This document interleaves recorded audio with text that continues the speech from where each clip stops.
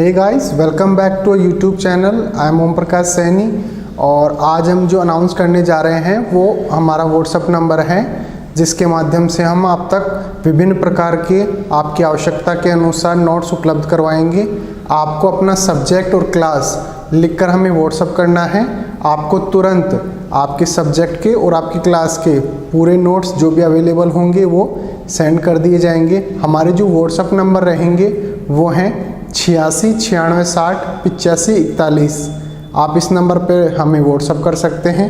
आप इस पर कॉल ना करें, कॉल रिसीव नहीं कर पाएंगे क्योंकि काफ़ी स्टूडेंट्स होते हैं वो कंटिन्यूसली इस पर कॉल करते हैं। Thank you so much. परिचय। बच्चों, हम पौधों के विषय में बहुत सारी बातों का अध्ययन कर चुके हैं। चलो अब हम उच्च पादपों में प्रकाश संश्लेषण के विषय में जानते हैं। प्रकाश संश्लेषण प्रकाश ऊर्जा को रासायनिक ऊर्जा में परिवर्तित करने की एक प्रक्रिया है। इस प्रक्रिया में ग्लूकोज का निर्माण होता है, जो कि पौधों द्वारा अनेक गतिविधियों में प्रयोग किया जाता है। प्रकाश संश्लेषण हरित लवक में होता है। ये हरित लवक पर्णहरिम होता है, जो कि हरे रंग का एक वर्णक है तथा प्रकाश संश्लेषण में भाग लेता है। केल्विन चक्र तथा C4 चक्र दो चक्र हैं जो कि प्रकाश संश्लेषण की प्रक्रिया में भाग लेते हैं। प्रकाश संश्लेषण की दर प्रकाश की उपलब्धता तथा कार्बन डाइऑक्साइड की सांद्रता इत्यादि से प्रभावित होती है। अतः इस मॉड्यूल के अंतर्गत हम उच्च पादपों में प्रकाश संश्लेषण का अध्ययन करेंगे।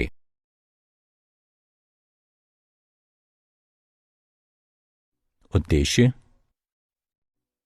इस पाठ के अंत में आप निम्न करने में सक्षम हो जाएंगे: प्रकाश संश्लेषण को परिभाषित करना, प्रकाश संश्लेषण के प्रारंभिक प्रयोगों की चर्चा करना, प्रकाश संश्लेषण कहाँ संपन्न होता है इसको जानना, प्रकाश संश्लेषण में भाग लेने वाले वर्णकों का वर्णन करना, प्रकाश अभिक्रिया का वर्णन करना, इलेक्ट्रॉन परिवहन का वर्णन करना, जल के विघटन को परिभाषित करना, चक्रीय एवं अचक्रीय फोटो फोस्फोरिलेशन का वर्णन करना, रसोपरासरणी परिकल्पना यानी केमियोस्मोटिक हाइपोथेसिस की चर्चा करना, केल्विन चक्र का वर्णन करना, C4 पथ का वर्णन करना, प्रकाश श्वसन यानी फोटो रेस्पिरेशन की चर्चा करना,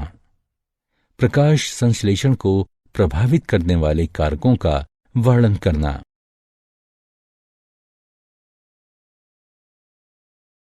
हम क्या जानते हैं? प्रकाश संश्लेषण को इस प्रकार से परिभाषित किया जा सकता है कि ये कार्बन डाइऑक्साइड तथा जल, जो कि क्रमशः वायु तथा मृदा से लिए जाते हैं, एवं प्रकाश की उपस्थिति में पौधों के हरे भागों द्वारा कार्बोहाइड्रेट्स के संश्लेषण की एक विधि है। चलो अब स्टार्च के लिए एक पत्ती का परीक्षण करते हैं। पौधे से एक हरी पत्ती को तोड़ लें। अब चिमटी की सहायता से पत्ती को उबलते जल में डालें। उसे 2 मिनट तक उबलने दें। इसके बाद उबली हुई पत्ती को गर्भ परीक्षण नलिका, जिसमें 90% एथेनॉल हो, इसमें डाल दें। अब गर्भ परीक्षण नलिका को गर्म जल में तब तक पड़े रहने दें जब तक कि पत्ती रंगहीन नहीं हो जाती है। अब पत्ती को निकालकर ठंडे जल से धो लें। अब पत्ती को एक सफेद सतह पर फैला लें। पत्ती पर आयोडीन के विलयन की कुछ बूंदें डालें। ऐसा करने पर पत्ती गहरे नीले रंग में परिवर्तित हो जाएगी, जो स्टार्च की उपस्थिति को दर्शाती है तथा यह सिद्ध करती है कि इनमें प्रकाश संश्लेषण पाया जाता है।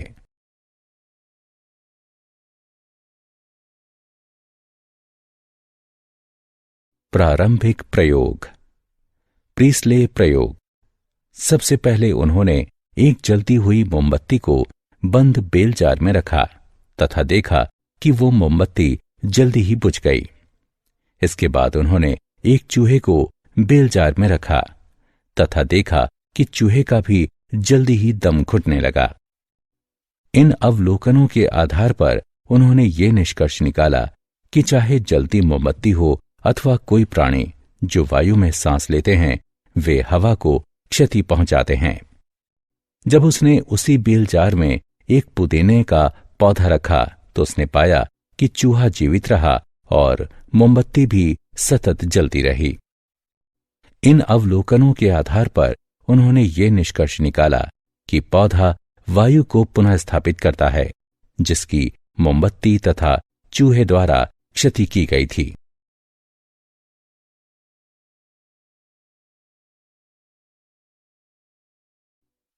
जॉन इंजनहाउस ने यह प्रमाणित किया कि प्रकाश संश्लेषण के लिए सूर्य का प्रकाश आवश्यक होता है।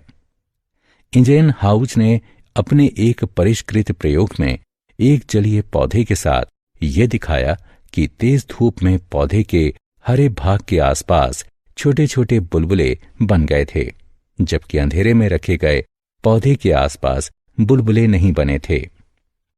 इन बुलबुलों की पहचान ऑक्सीजन के रूप में की गई।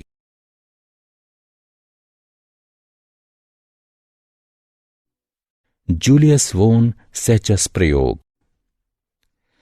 उसने बताया कि पौधे के हरे भाग में ग्लूकोज बनता है और ग्लूकोज प्रायः स्टार्च के रूप में संचित होता है। T.W. एंजिलमैन प्रयोग। उसने प्रिज्म की सहायता से प्रकाश को स्पेक्ट्रमी घटकों में अलग किया और फिर एक हरे शैवाल क्लेडोफोरा को प्रदीप्त किया गया। बैक्टीरिया प्रमुखतः लाल और नीले प्रकाश क्षेत्रों में एकत्र हो गए थे।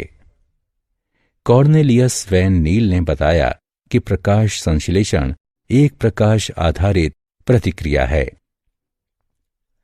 प्रकाश संश्लेषण एक रासायनिक प्रतिक्रिया है।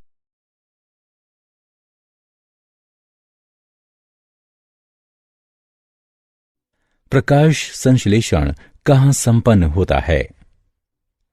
प्रकाश संश्लेषण हरित लवक में होता है, जो कि पौधों के सभी हरे भागों तथा पत्तियों, जो कि प्रकाश संश्लेषण का मुख्य स्थान है, उनमें उपस्थित होता है।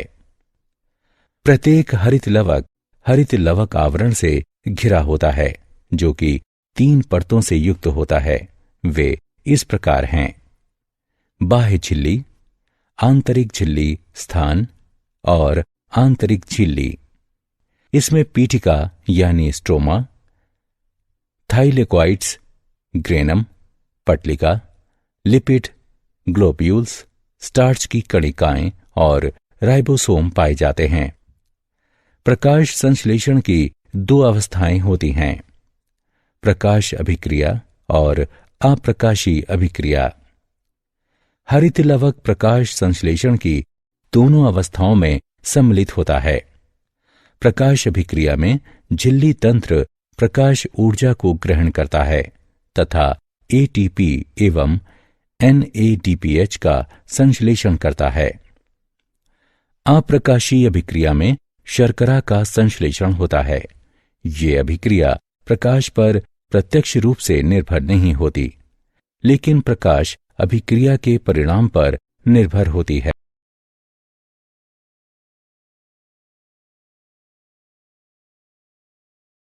प्रकाश संश्लेषण में कितने वर्णक भाग लेते हैं? हरित लवक वर्णक हरित लवक का कुल 5 से 8% शुष्क भार बनाते हैं।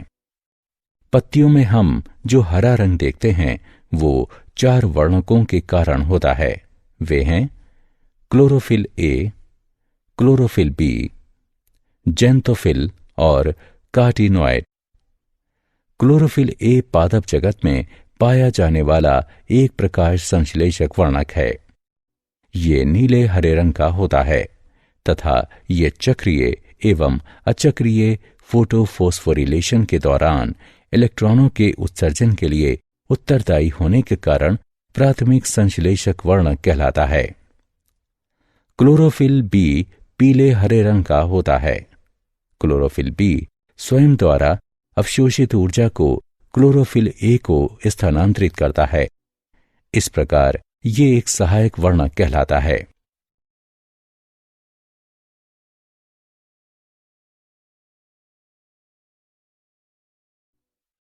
कार्टिनॉइड तथा जेंतोफिल। कार्टिनॉइड लाल, पीले तथा नारंगी रंग के लिपिड यौगिक होते हैं। ये प्रकाश ऊर्जा को अवशोषित करते हैं तथा प्रकाश संश्लेषण में उपयोग के लिए इस ऊर्जा को क्लोरोफिल ए में स्थानांतरित कर देते हैं। ये फोटो ऑक्सीकरण से क्लोरोफिल अणुओं की रक्षा भी करते हैं। जेंतोफिल पीले रंग के होते हैं। ये क्लोरोफिल के साथ प्रकाश संश्लेषण में भाग लेते हैं।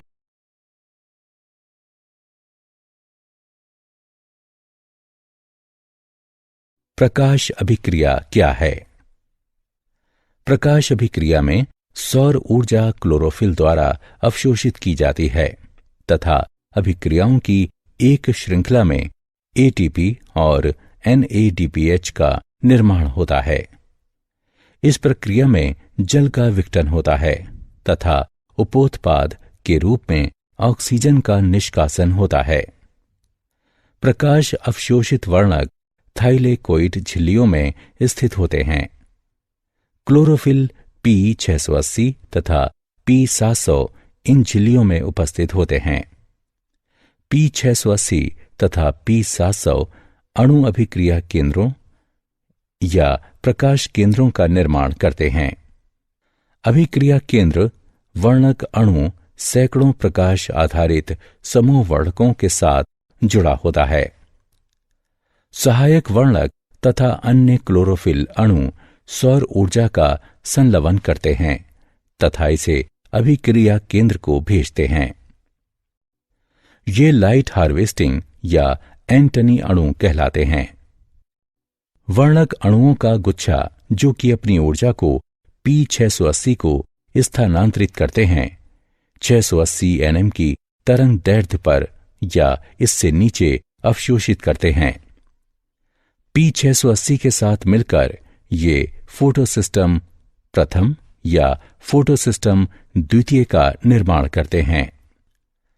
इसी प्रकार P700 भी वर्णक अणुओं के साथ फोटोसिस्टम प्रथम या फोटोसिस्टम द्वितीय का निर्माण करते हैं जो कि 700 nm पर या इससे नीचे प्रकाश को अवशोषित करते हैं।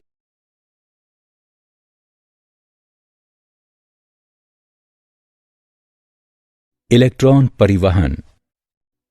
दोनों फोटोसिस्टम इसमें भाग लेते हैं तथा P680 या PS2 द्वारा निष्कासित इलेक्ट्रॉन वापस नहीं आता है, किंतु PS1 की सहायता से ये NADP+ से गुजरता है।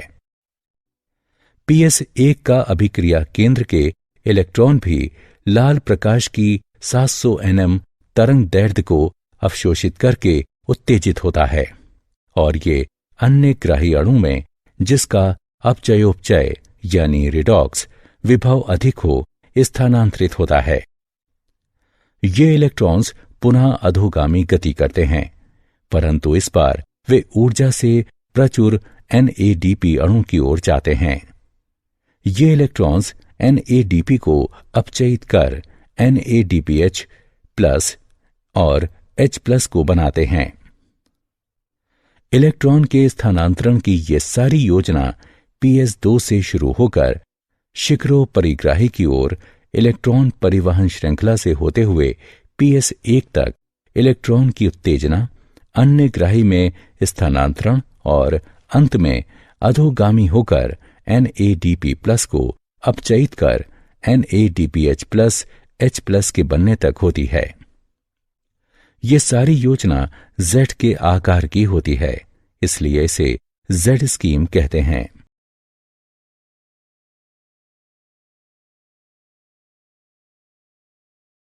जल का विघटन।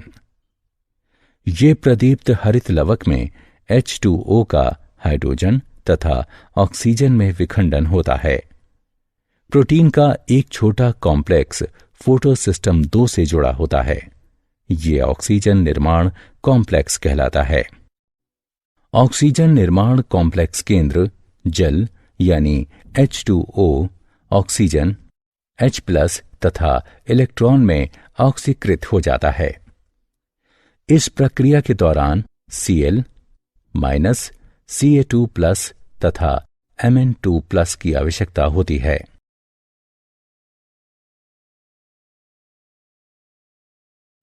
चक्रीय एवं अचक्रीय फोटो फोस्फोरिलेशन। चक्रीय फोटो फोस्फोरिलेशन। जब फोटोन फोटोसिस्टम 1 को सक्रिय करते हैं तब इलेक्ट्रॉनों का एक जोड़ा उच्च ऊर्जा स्तर तक पहुंच जाता है। ये प्राथमिक ग्राही द्वारा ग्रहण किए जाते हैं, जो कि इलेक्ट्रॉन परिवहन तंत्र से होकर गुजरते हैं तथा अंततः क्लोरोफिल P700 यानी PSI में वापस लौट आते हैं। प्रोटॉन प्रवणता ATP के संश्लेषण को सक्रिय बनाता है। यह प्रक्रिया चक्रीय होती है, अतः यह चक्रीय फोटोफोस्फोरिलेशन कहलाती है। अचक्रीय फोटोफोस्फोरिलेशन। यह हरे पौधों में पाया जाता है तथा इसमें PS प्रथम तथा PS द्वितीय फोटोसिस्टम दोनों ही सम्मिलित होते हैं। इस अवस्था में दोनों फोटोसिस्टम प्रदीप्त होते हैं तथा NADP+ से P680 तक इलेक्ट्रॉनों का नियत प्रवाह होता है।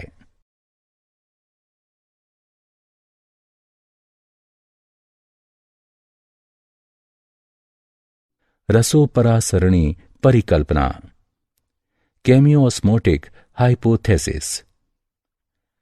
रसोपरासरणी परिकल्पना हरित लवक में ATP संश्लेषण का वर्णन करती है। रसोपरासरणीय के लिए एक झिल्ली, एक प्रोटॉन पंप, एक प्रोटॉन प्रवणता तथा ATPH की आवश्यकता होती है।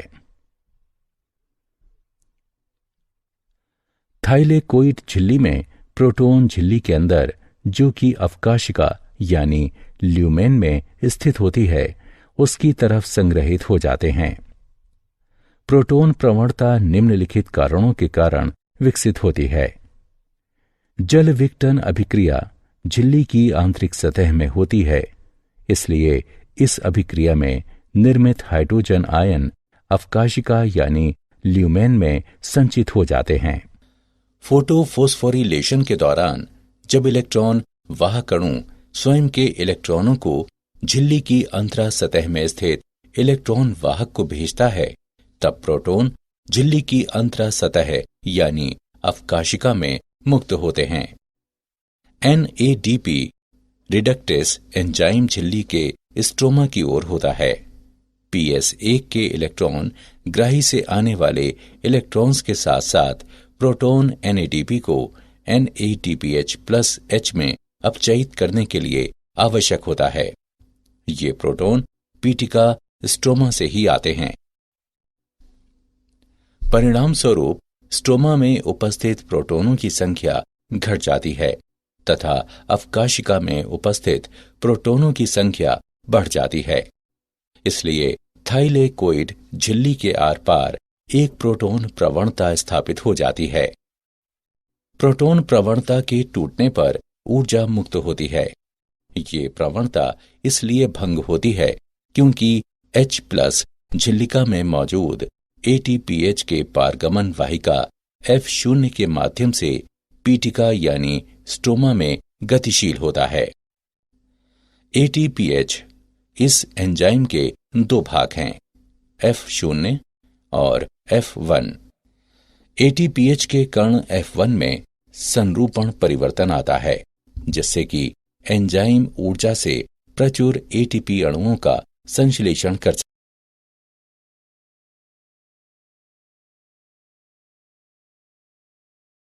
ATP तथा NADPH कहाँ उपयोग होते हैं?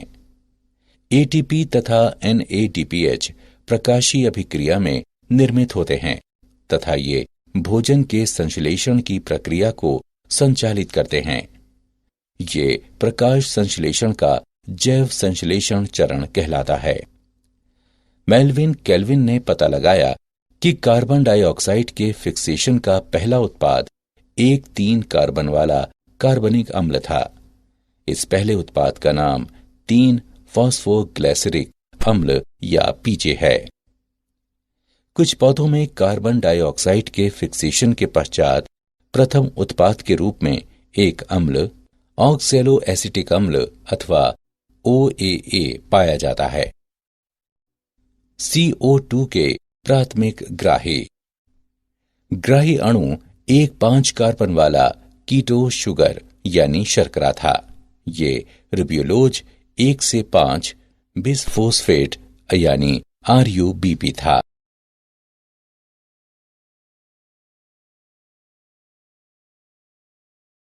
केल्विन चक्र में 3 अवस्थाएं होती हैं जो कि निम्न प्रकार हैं: कार्बोक्सिलीकरण, रिडक्शन यानी अपचयन, रीजनरेशन यानी पुनरुद्भवन। कार्बोक्सिलीकरण में कार्बन डाइऑक्साइड यानी CO2 5 कार्बन अणु जिसे RUBP कहते हैं, इनके साथ संयोजित होता है तथा परिणाम स्वरूप 6 कार्बन वाला अणु बनता है जो कि अस्थिर होता है तथा तुरंत ही 3 कार्बन अणु 3 फॉस्फोग्लिसरेट में परिवर्तित हो जाता है। रिडक्शन यानी अपचयन प्रतिक्रियाओं की एक श्रृंखला है जिसमें ग्लूकोज बनता है। इस चरण में प्रत्येक CO2 अणु के स्थिरण हेतु ATP के 2 अणुओं का उपयोग फॉस्फोरिलेशन के लिए तथा NADPH के 2 अणुओं का उपयोग अपचयन हेतु होता है। पद से ग्लूकोज के एक अणु को बनाने के लिए CO2 के 6 अणुओं के यौगिकीकरण तथा चक्करों की आवश्यकता होती है। रीजनरेशन यानी पुनरुद्भवन अविरत केल्विन चक्र के लिए RUBP के अणु का रीजनरेशन यानी पुनरुद्भवन आवश्यक होता है।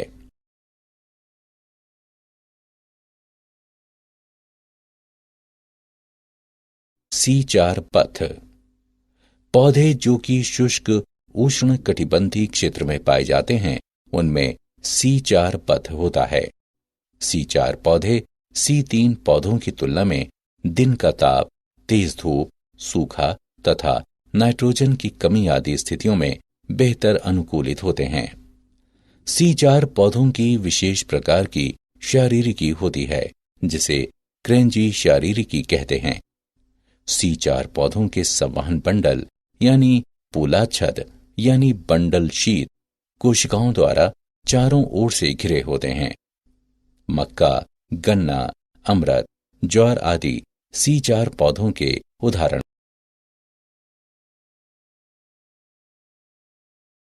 C4 पथ की क्रियाविधि मध्योतक कोशिका के कोशिका द्रव्य में फोस्फोइनोल पाइरुवेट कार्बोक्सिलेज की क्रिया द्वारा कार्बन डाइऑक्साइड का प्राथमिक ग्राही अणु फॉस्फोइनोल पाइरुवेट है।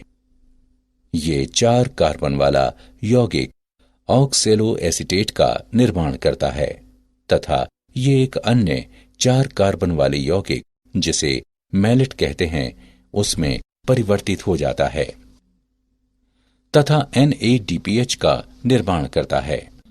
अब मैलेट यानी पूलाच्छद बंडल शीत कोशिकाओं को स्थानांतरित हो जाता है। 4 कार्बन वाला मैलेट विकार्बनीकृत होकर कार्बन डाइऑक्साइड, एक 3 कार्बन वाला यौगिक पाइरुवेट तथा NADPH का निर्माण करता है। कार्बन डाइऑक्साइड राइबोलोज बिसफॉस्फेट के साथ जुड़कर केल्विन चक्र में सम्मिलित हो जाती है। उत्पन्न हुई पाइरुवेट मध्योतक कोशिकाओं में पुनः प्रवेश करता है जहां पर ये ATP से प्रतिक्रिया करता है तथा फॉस्फोइनोल पाइरुवेट में बदलकर पुनः C4 चक्र को प्रारंभ करता है।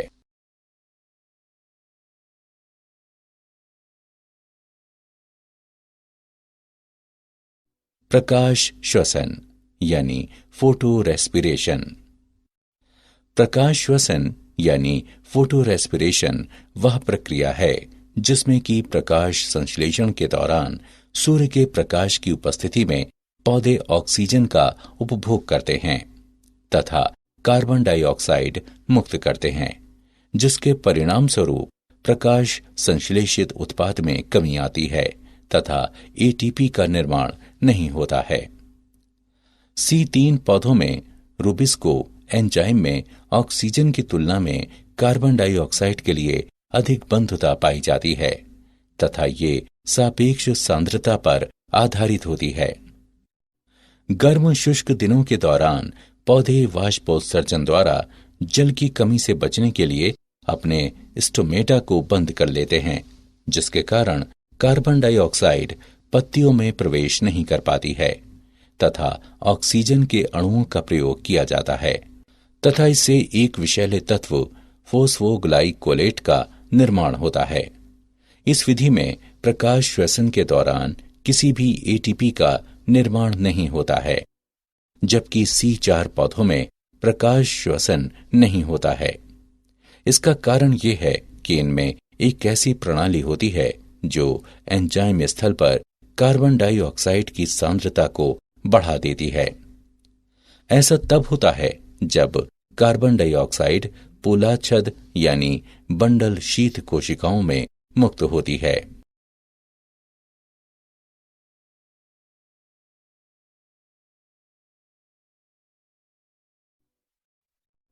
प्रकाश संश्लेषण को प्रभावित करने वाले कारक। ब्लैकमैन का लॉ ऑफ लिमिटिंग फैक्टर्स दर्शाता है कि प्रकाश संश्लेषण की दर लिमिटिंग फैक्टर्स द्वारा प्रभावित होती है। उदाहरण, प्रकाश या कार्बन डाइऑक्साइड। प्रकाश प्रकाश की कम तीव्रता प्रकाश की तीव्रता में वृद्धि होने पर प्रकाश आधारीय अभिक्रिया की दर बढ़ जाती है तथा इसके परिणाम स्वरूप प्रकाश संश्लेषण की दर में वृद्धि हो जाती है। यद्यपि फोटोनों की अधिक संख्या पत्ती पर पड़ती है तो फलस्वरूप प्रकाश संश्लेषण का उत्पाद भी बढ़ता है।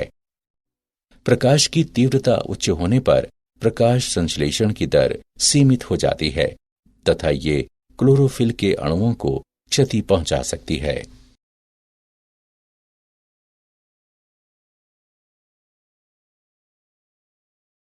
कार्बन डाइऑक्साइड की सांद्रता। जब कार्बन डाइऑक्साइड की सांद्रता बढ़ जाती है तो अप्रकाशीय अभिक्रिया में कार्बन के कार्बोहाइड्रेट में परिवर्तन की दर भी बढ़ जाती है तथा इस प्रकार प्रकाश संश्लेषण की दर तब तक बढ़ती रहती है जब तक कि अन्य कारक द्वारा ये सीमित नहीं की जाती है।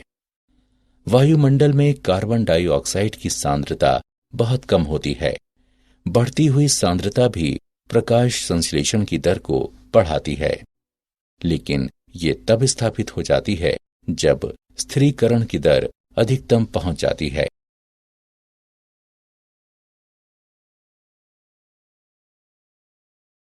ताप। प्रकाश संश्लेषण की प्रकाशीय अभिक्रिया ताप से कम प्रभावित होती है, जबकि अप्रकाशीय अभिक्रियाएं ताप द्वारा प्रभावित होती हैं जब एंजाइम अभिक्रियाओं को उत्प्रेरित करते हैं। यद्यपि एंजाइम अनुकूलतम तापमान पर पहुंच जाते हैं तो कुल दर बढ़ जाती है।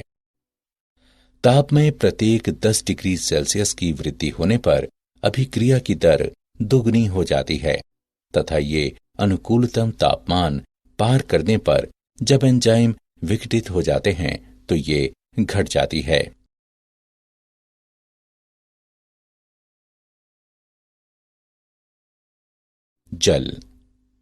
जल प्रकाश संश्लेषण का अभिकारक है। एक पौधा अपने पूर्ण अवशोषण में केवल 1% से भी कम जल का प्रयोग करता है तथा शेष जल का वाष्पोत्सर्जन हो जाता है। जल की कमी के कारण स्टोमेटा बंद हो जाते हैं तथा इसके कारण कार्बन डाइऑक्साइड की उपयोगिता कम हो जाती है।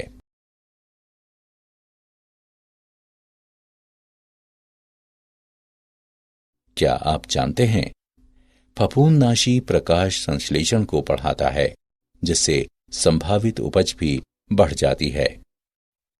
शोध से ये पता लगा है कि फफूंदनाशी में F500 पाया जाता है, जो कि पौधों को वातावरण के आघातों के विरुद्ध सहायक बनाता है। जेनिफर हॉलैंड PhD ने कहा है कि प्रकाश संश्लेषण पौधों में ऊर्जा उत्पत्ति का एक चालक इंजन है।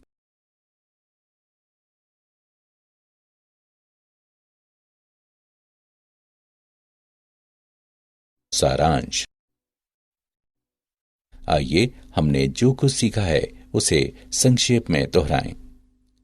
प्रकाश संश्लेषण कार्बन डाइऑक्साइड तथा जल, जो कि क्रमशः वायु तथा मृदा से लिए जाते हैं, एवं प्रकाश की उपस्थिति में पौधों के हरे भागों द्वारा कार्बोहाइड्रेट्स के संश्लेषण की एक विधि है। प्रकाश संश्लेषण हरित लवक में पाया जाता है, जो कि पौधों के सभी हरे भागों में उपस्थित होता है। पत्ती में हम जो रंग देखते हैं वो chlorophyll A, chlorophyll B, xanthophyll तथा कार्टिनॉइड के कारण होता है। प्रकाश अभिक्रिया में सौर ऊर्जा क्लोरोफिल द्वारा अवशोषित की जाती है तथा अभिक्रियाओं की एक श्रृंखला में ATP और NADPH का निर्माण होता है। इस प्रक्रिया में जल का विघटन होता है तथा उपोत्पाद के रूप में ऑक्सीजन का निष्कासन होता है। इलेक्ट्रॉन P680 या PS2 द्वारा निकाले जाते हैं तथा PS1 की सहायता से ये NADP+ से गुजरते हैं। यह प्रक्रिया अचक्रीय फोटोफोस्फोरिलेशन कहलाती है।